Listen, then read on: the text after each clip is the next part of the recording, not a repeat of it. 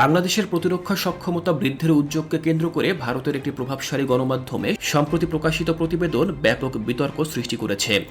সংশ্লিষ্ট প্রতিবেদনে বাংলাদেশকে পরবর্তী ইউক্রেন বানানোর মতো উস্কানিমূলক বক্তব্য ও সরাসরি আগ্রাসনের হুমকি দেওয়া হয়েছে, যা ঢাকায় উদ্বেগের জন্ম দিয়েছে।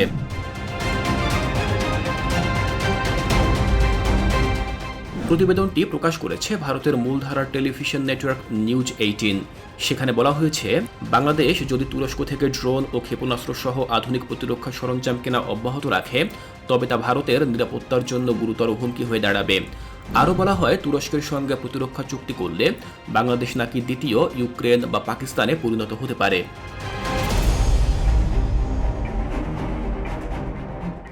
বিশ্লেষকদের মতে, এমন বক্তব্যের মাধ্যমে প্রতিবেশী একটি স্বাধীন ও সার্বভৌম রাষ্ট্রের অভ্যন্তরীণ সিদ্ধান্তে হস্তক্ষেপের প্রবণতা স্পষ্টভাবে ফুটে উঠেছে।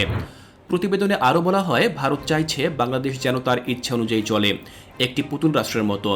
এমনকি প্রতিবেদনে ভয়ঙ্কর কিছু পরিকল্পনার কথা উল্লেখ রয়েছে, যার মধ্যে রয়েছে বাংলাদেশকে চারিদিক থেকে অবরোধ বা ব্লকেট করা, আন্তর্জাতিক ফ্লাইট ও বন্দর কার্যক্রম স্থগিত করা এবং ব্রহ্মপুত্র নদীর পানি প্রবাহ নিয়ন্ত্রণের হুমকি।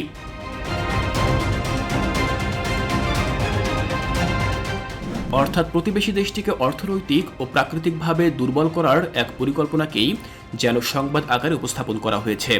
প্রতিবেদনের আরও একটি অংশে বাংলাদেশের মুক্তিযুদ্ধ ও ইতিহাস নিয়ে অধ্যত্বপূর্ণ মন্তব্য করা হয়, যেখানে বলা হয় 1971 সালে ভারত বাংলাদেশের জন্ম দিয়েছে এবং এখন সময় এসেছে সেই ভুল সংশোধনের, অর্থাৎ নিজেদের স্বার্থে বাংলাদেশের মানচিত্র পরিবর্তনের। ঢাকা ভিত্তিক বিশ্লেষকরা মনে করেন, এই বক্তব্য বাংলাদেশের সার্বভৌমত্ব ও মুক্তিযুদ্ধের চেতনার প্রতি চরম অবমাননা। তারা বলেন, ভারতের মূলধারার গণমাধ্যমে এমন আক্রমণাত্মক ভাষা ব্যবহার কূটনৈতিকভাবে গ্রহণযোগ্য নয় এবং এটি দুই দেশের সম্পর্কের উপর নেতিবাচক প্রভাব ফেলতে পারে।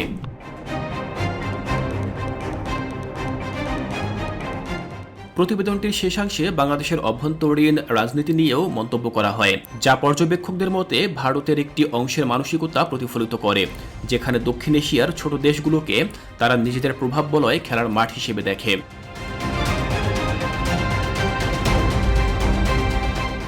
বাংলাদেশি বিশেষজ্ঞরা বলছেন, এমন প্রোপাগান্ডার মুখে দেশের অভ্যন্তরীণ ঐক্য আরও সুদৃঢ় করা জরুরি।